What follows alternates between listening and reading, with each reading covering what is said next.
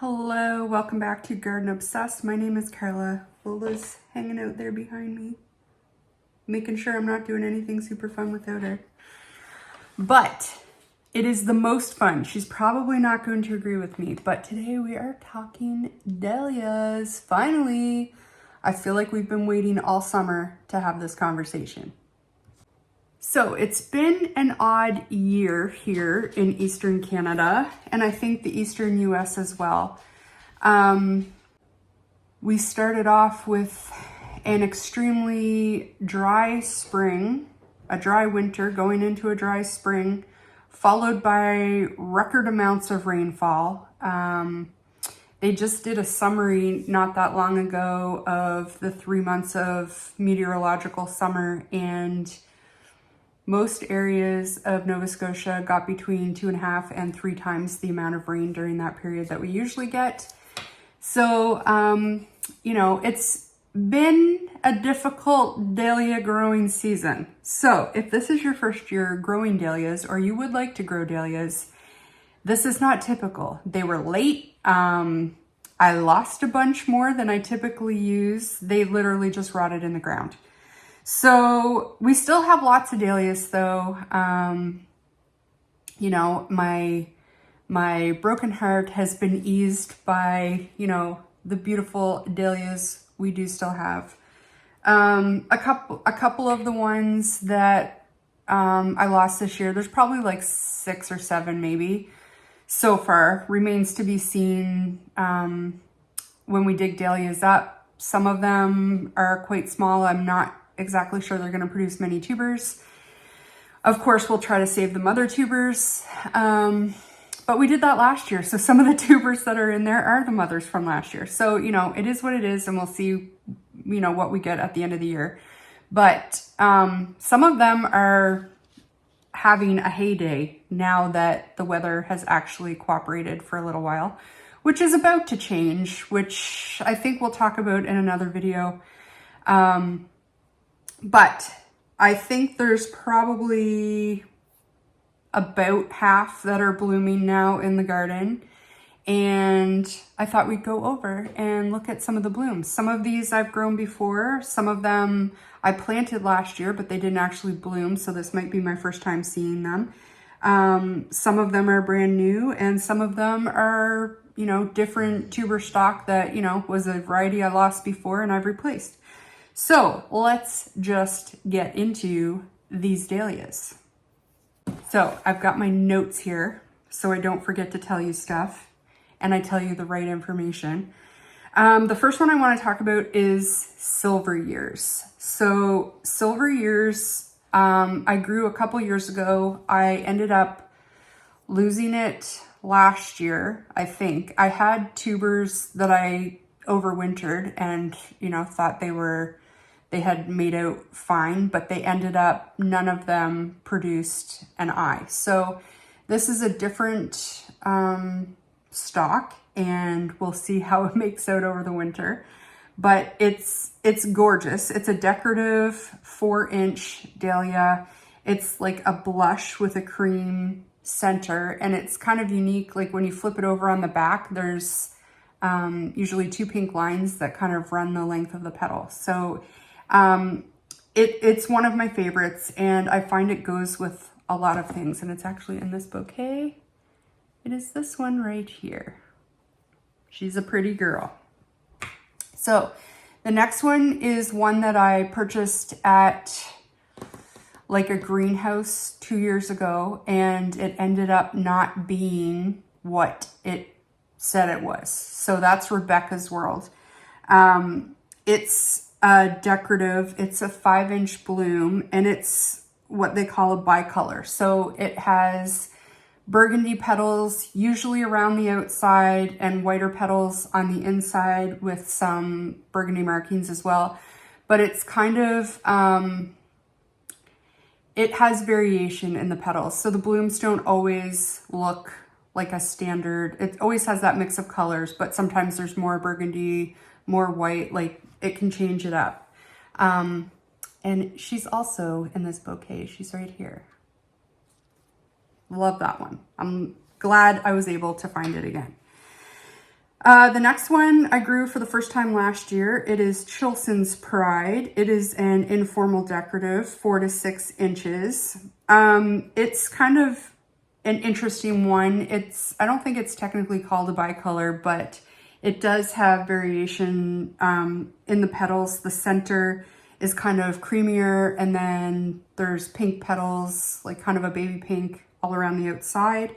And sometimes the edges of the petals look kind of lacinated. So they look kind of like cut or fringed. There's one in this bouquet here right now. It doesn't have a whole lot of lacinated petals, but this is Chilson's Pride, and she is also a beautiful girl. There's really not one that I don't love, but you know, we'll tell them they're pretty when we talk about them. So Sir Richard, is one that I grew for the first time last year, but I don't think I actually saw bloom last year. So I did get to see it this year. It's a miniature ball. It's 2.5 to 3 inches.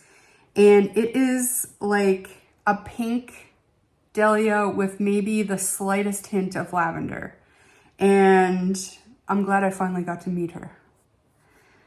Next is Jowie Winnie. So this is one that I purchased for the first time 3 or 4 years ago, and it never came up. I planted it in the ground as a tuber, and we have some wireworms, and a wireworm, you know, ate its way in there and it rotted. So I was super bummed about that. For a couple years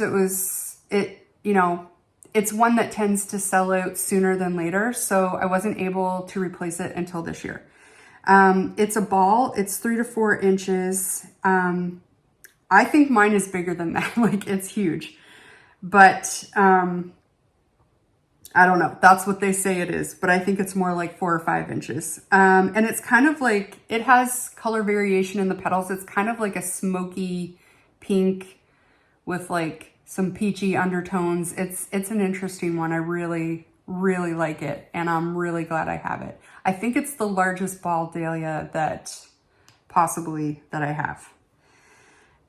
Next up is Shiloh Jasmine. It's a formal decorative. It's 4 inch. I don't have one here.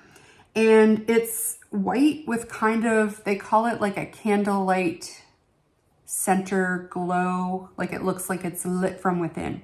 I thought it almost had like a buff kind of center hint to it as well. It's really interesting, and I love its form. It's beautiful.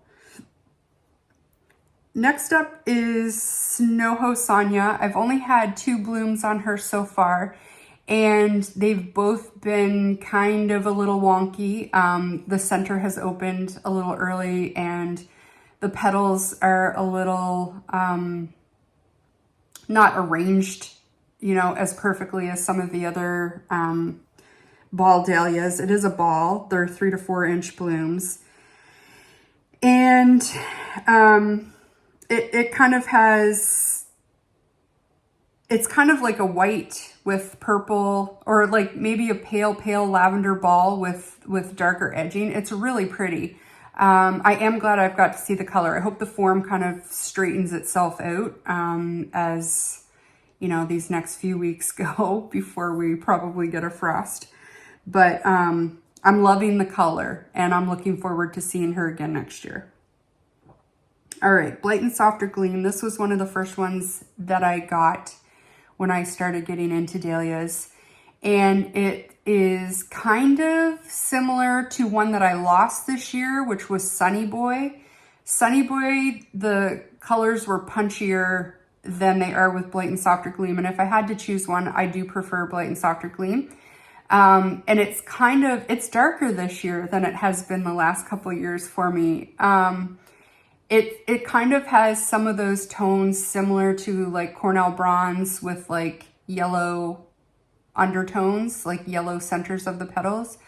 And this year there seems to be more of that orangey copper than there is the yellow. In other years, it hasn't been quite as orange, but it's gorgeous nonetheless. It is a 5 inch ball dahlia. And I found the flowers are smaller this year than they have been in years past. And I suspect that's, completely weather related, right? All of my plants seem to be, somewhat behind. Next up, we have Evelyn. She is a decorative 4-inch dahlia. Said to be pretty productive. She's had, I don't know, 3 or 4 blooms for me so far. Not the most productive, but definitely, in the middle of the pack there. And she is a white dahlia with purple or lavender tips. Really unique, really pretty, very, soft and, she almost reminds me kind of, like fairyland flower. Like it's really delicate and really pretty. Next up is Mexico. This is also one of the OG dahlias that I bought my first year that I grew them. It's an anemone type, and it's kind of like a purpley hot pink petals. Like it has a floofy center with like yellow orange, and then the petals on the outside are kind of like a lavender hot pink, if that makes sense. It's an abundant bloomer as well. And it's one of the shorter plants that I have. It's usually in the literature, it says 2 to 3 feet. Mine are usually around 2 feet. I don't think it gets up to 3 feet for me where I am, but it's one of the most unique flowers that I have. All right, Snowho Doris. So this is a new one no, actually I had one last year. And it didn't bloom, so I didn't get to see her. But it is a 4 to 5 inch ball, and it's kind of like a gorgeous mix of warm colors. It kind of reminds me of a sunset, if that makes sense. And it seems to be a pretty prolific bloomer for me too, at least so far. Next up is Cornell Bronze. That was also one of the OG dahlias that I grew when I first got into them. And it's like a friggin' workhorse, man. It is a 4-inch ball dahlia, and it is popular as a cut flower. There's a reason for that. It's like a sturdy flower with a strong stem, and it blooms a lot. And it's kind of interesting. It seems to have kind of color shifts with conditions. Like when I grow it here at home, it's definitely more on the bronzy side, but I grew it at the community garden last year, and it definitely took on more of that dusty rose pink color that it is known to be able to shift to. So it's really interesting. I wish it would do the blushy pink here at home, but it's gorgeous both ways. The next one is an interesting one, Zundert Mystery Fox, and I don't quite know how to describe the color. It is a 3 to 4 inch ball dahlia, and it's on the small side. I think mine is not nearly 3 to 4 inches. That might also be, I grew it last year, and I can't quite remember the size of the flower. They might have been bigger last year. Again, this might be like, the conditions we've had growing this year. But it kind of has like color shifting abilities, and the stalk that I have seems to have a lot of pink streaking within the flower as well. There's a couple here. This is one right here. It's kind of like a reddish brick color, but there's also like, peachiness and yellow and pink. Like it's really hard to describe. It goes with a lot of things because of that too. Anyway, it's been a quite prolific bloomer for me this year too. All right, next up is Sandra. I had her last year as well. She is a 4-inch ball dahlia. It's kind of like a true pink. It's like pink, like Barbie pink. It's also known as pink Sylvia. So Sylvia is like an orangey yellow dahlia that I think I also lost this year, which is unfortunate because I do really like that one. It has a really nice form, and so does Sandra. Okay, 2 more to talk about, and they're probably 2 of my favorites this year. And they're also 2 of the most prolific bloomers that I have this year.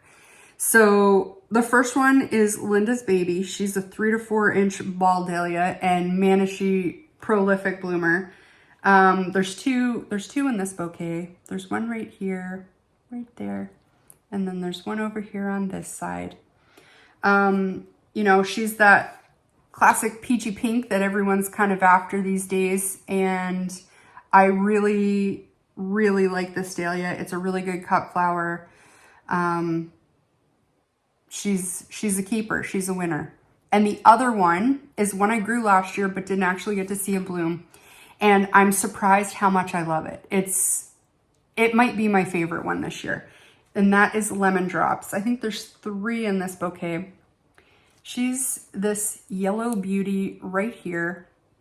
I'm not usually a yellow fan, but I just love how delicate this color yellow is. And it almost, you know, takes the place of like a white dahlia in a bouquet. Like, it's neutral enough yellow that it kind of goes with everything, if you know what I'm saying. It's a formal decorative, 4-inch blooms, and it is as prolific as any other dahlia that I've ever grown. So those are the ones we have blooming so far. I hope there's another video like this in a few weeks with, you know, another pack of dahlias to talk about. There's a whole bunch of buds out there. I think we're probably far enough away from frost that it's not an issue. Typically our first frost date can be anywhere from, you know, a week from now, like late September, to, you know, the first or second week in October, kind of that range. It's looking like we're not going to get a frost until maybe the second week of October when I look at the long range forecast. However, we have Hurricane Lee approaching. Everyone here is a little gun shy. We got hit pretty hard with Fiona last year. Like, it was a standout storm, you know, once every 25 years type of a thing. And everyone's a little scared. So fingers crossed we don't get, I think we're definitely getting directly hit by Lee, but we're hoping it weakens a lot before it gets here and there's not as much wind damage. You know, whole forests fell last year with Fiona, and that doesn't spell good news for dahlias either. So over the next few days, like it's Tuesday right now. I think Lee's expected to hit us on Saturday. It's looking more and more like the track is solidified. So, you know, he's going to get us. But over the next week, I'll be doing a lot of tying of dahlias and potentially covering some. The thing about covering is then, you know, sometimes that causes more damage than if you had just left it alone. But we'll do what we can. And I think I might make a video and show you guys, you know, getting ready in the garden for a storm. But that will be for another day. So I hope you enjoyed this little dahlia review of what we have going on in the garden so far. Loving all of them. And if I had to pick a favorite, it's definitely my Lemon Drops. But you know, they're like your children. You can't really pick a favorite, right? Except you kind of have one, but you don't share it. Well, I guess I shared with you today. But anyway, I thank you for watching. I hope you come back and we will see you next time.